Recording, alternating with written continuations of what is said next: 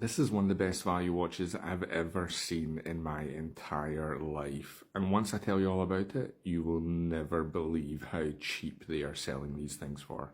This is the Kollokium Project 1 Variant B, and it has 468 hand-applied cylindrical markers on the dial, each one hand-painted with superluminova.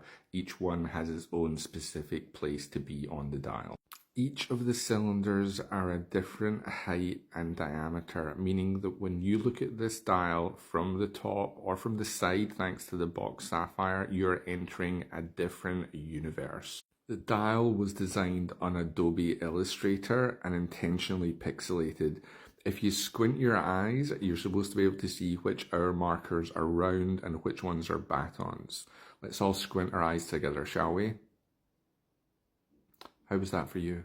The brand was started by three friends.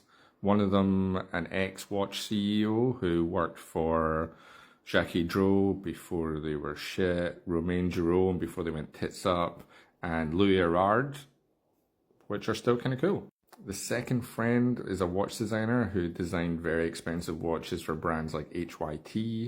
And the third friend is actually someone that we had on the podcast that I totally forgot all about. He was a great guest, and I'm getting a plug in for my podcast early today in this video. You can't avoid it.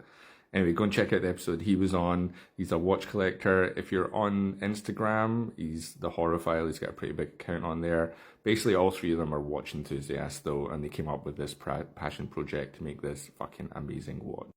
If you guys aren't salivating over this watch yet, I don't think there's going to be much help for you.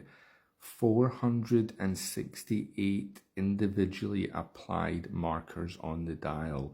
Swiss brands will charge you $2,000 for a watch, and they can't even get all 12-hour markers to stay on.